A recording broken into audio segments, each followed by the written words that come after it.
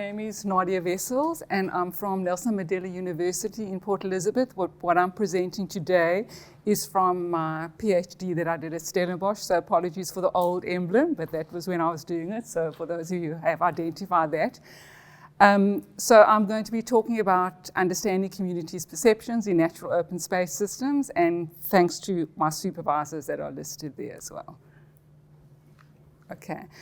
So just briefly in terms of my presentation outline, I'm not going to go through every word there, but just I think in terms of background and rationale, that first, that quote there really sums it up. The challenges ahead for biodiversity conservation will require better understanding of one species, and that's essentially us, the human beings. So this is really what this is about.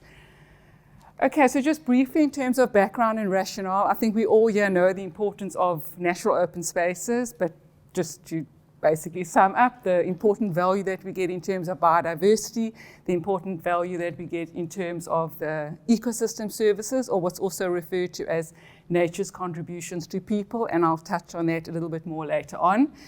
Also, the importance of natural open space systems to achieving a number of the Sustainable Development Goals. One of them is for safe, sustainable and resilient cities, the urban SDG as it's often referred to, but also the numerous other SDGs that are important in terms of, and that open space assists in providing. Okay, so just briefly in terms of the global south, we know that natural systems within urban areas are really being exploited and encroached upon. This is largely because of the unprecedented urbanization rates that are being experienced in the global south. So we're seeing rapid transformation of urban landscapes, increased vulnerability of the natural systems, and also increased vulnerability of the urban poor who are directly dependent on those natural systems. So they can no longer harvest from them, or they settle in floodplain areas that are unsuitable, and a few months' time when it rains, their whole livelihood and their homes are lost. So this is indicative, even though we know our important natural open space systems are, they're still being invaded. So this is indicative of the plurality or the diverse values and perceptions and attitudes people have towards open space systems. And we know that in a lot of, it's not always intentional, but a lot of cities in the global south actually undervalue natural urban systems, open space systems, possibly because of all the other pressures they're dealing with.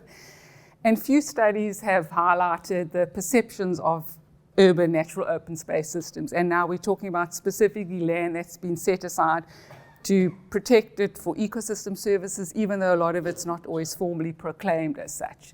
So there's a lack of understanding of the values of urban nature, and if we don't understand those values, how are we going to ensure that those open spaces are protected and that the ecosystem services can be optimized from these open space systems?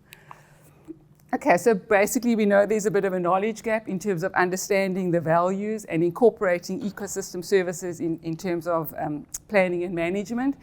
And this need to understand the values attached to nature are reflected and emphasized a lot in the Intergovernmental Science Policy Platform on Biodiversity and Ecosystem Services, 𝐈𝐧𝐿, and they really stress the importance of understanding the multiple values of nature, and I'll touch on that a little bit more later on.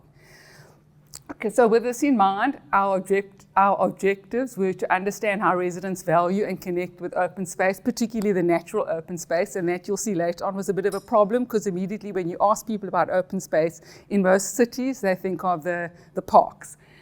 But we wanted to understand the perceived and the realized benefits, so what they perceive as benefits, and as well as the disservices, so understanding what are those ecosystem disservices associated with open space. And then also to identify priorities for natural open space systems and ways that we can enhance the benefits people get from open space systems and how we can minimize the ecosystem disservices. So this was done by exploring the relational values people have of nature, and we had to make sure that we across a diverse socioeconomic spectrum of urban residents. So just briefly, the case studies, Nelson Mandela Bay.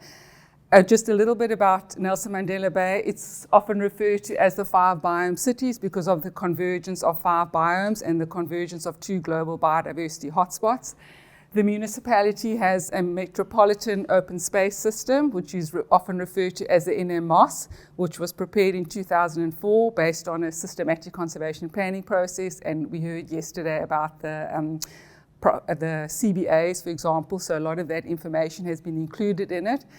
The MOS consists of various priority conservation areas. Most of these are linked to nature reserves of various sort of stages, or various form rather. Some are really being neglected, others are better looked after, but it does have these priority conservation areas, and the MOS has been incorporated into the Municipal Spatial Development Framework, which is meant to inform all planning decisions. Briefly, the municipality, the population, it's a relatively young population. A lot of people are unemployed, and that's probably, I know the Stats SA report has just come out today, I heard on the radio, but there's a lot of people living in poverty, so I'm sure that's probably higher. 30% of formal households are dependent on municipal indigent subsidies, so they cannot afford to pay for any services, so that obviously puts a lot of pressure on the municipality. There's a lot of socio-economic dysfunctionality. A lot of pressures on vacant land, like in most metropolitan or urban situations. A lot of political and institutional stability. And this, unfortunately, Nelson Mandela Bay is always in the news for the wrong reasons. The coalition is changing every few months, and that really does have a significant impact on what happens in terms of the administration. So this impacts on the ability of the municipality to provide and maintain services and to move beyond that welfare state.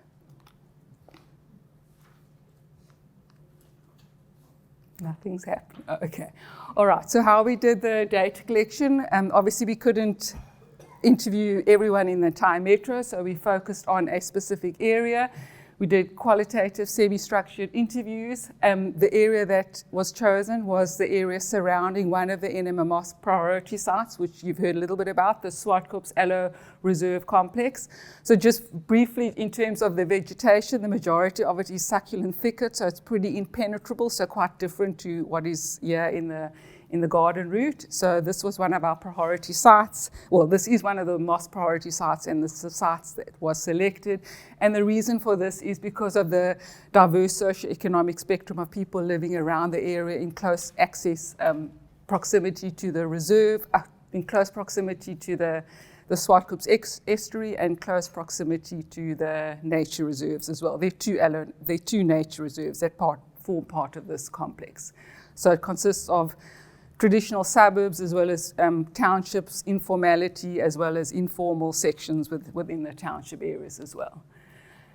Okay, so the kind of questions we asked, I won't go through all of these in detail, but looking at respondents' greatest concerns with respect to their residential area. So this, even though it didn't often relate to nature, was important to understand the context that people come from. If you haven't got water and any services, then it's very unlikely that the natural environment or the nature reserve is going to be that important for you unless you're dependent on it. So we asked things like the role nature plays in respondents' lives, if and how nature was used, your likes and dislikes. And a lot of emphasis was placed on understanding the reasons for their responses and how real and perceived access to the natural open space has influenced responses. So a lot of the time people live right next to the open space system, but they can't access it because of genuine fear. I mean, it really is, there's high crime within a lot of those areas. So that was important to bear that in mind. Again, those are just the list of questions, but what I want to highlight is the bold one. Because of an NGO that's involved in the area, 𝐍𝐞𝐾𝐲 Conservancy, it's one of the oldest NGOs in the country. It's older than 40 years, and they do a lot of work in the area, not only in terms of cleaning up the estuary and cleaning up the reserves, but they do a lot of, and that's what the next slide is, they do a lot of environmental education, particularly with the surrounding township, particularly with the one Motherwell, taking children from the school out into the different reserves, the mud flats on the right-hand side, that's the top left-hand side is when they're about to access the 𝐴LO Nature Reserve. Okay, so what we found out, and based on a thematic context analysis, one of the main emerging themes is that nature is seen as both a resource, so it's a benefit, but it's also a nuisance. And with that came various challenges and opportunities. So just in terms of some of the sub-themes, so as an example, the benefit, nature is seen as a resource for supporting livelihoods and certain lifestyles. People love being so close to nature. It's also opportunity for community outreach and employment opportunities, because a number of people are employed by the 𝐍𝐞𝐿 Conservancy. Then also a big problem with ecosystem disservices. That was really a big problem, and that impacts on access. And then perspectives of the management of natural open spaces. Every single person that was interviewed raised the problem with the political accountability and poor municipal planning, things like that. Yeah, I'm not going to go through this in detail because I've just seen the time, but what I just want to highlight is that every sub-theme had basically some challenges as well as opportunities. So even though it was negative, we also saw ways of maybe we can change that to make it more positive.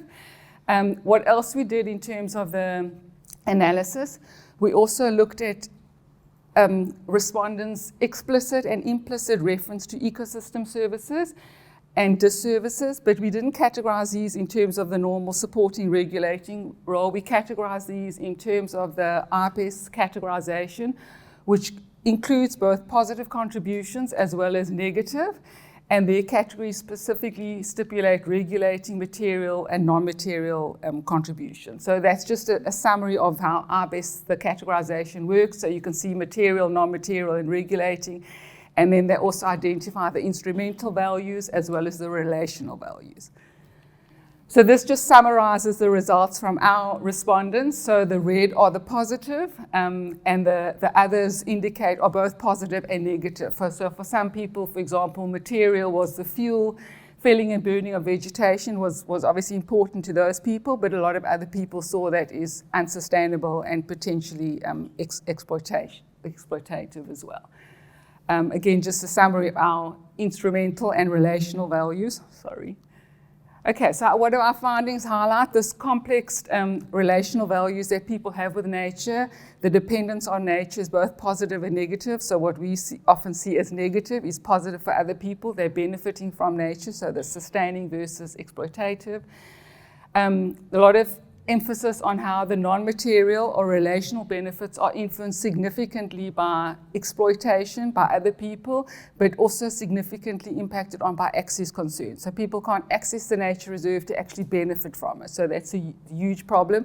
And a lot of that was related to mismanagement, or in actual fact, no management at all. In actual fact, some people said that the 𝐍𝐞𝐿 Conservancy is doing the work of the municipality. So management has significant implications for both intra and intergenerational equity in respect of the benefits people get from ecosystem services and also how they experience the disservices. Also in terms of ownership of the natural open space system, we need to recognize and understand this contested nature of urban conservation areas, and understanding that is really central to enhancing management decisions.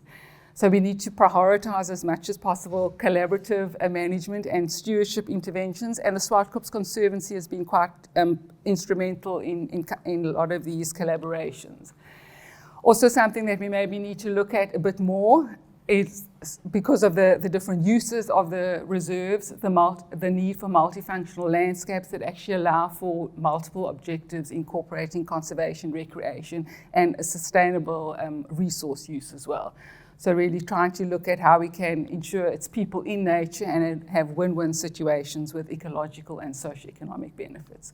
So hopefully our study has contributed to some of the lack of information about understanding people's values and 𝐈𝐴𝐻's calls for understanding values. And we need to recognize that in these solutions, there may be similarities, but everything needs to be context specific. What is applicable in Nelson Mandela Bay and is not necessarily applicable in the garden route. Okay, so the last one. So I'd just like to acknowledge all our interviewees that happily welcomed a complete stranger into their home for a number of, sometimes as long as an hour. And I don't think there's questions later. The last one was the references. Okay, thank you.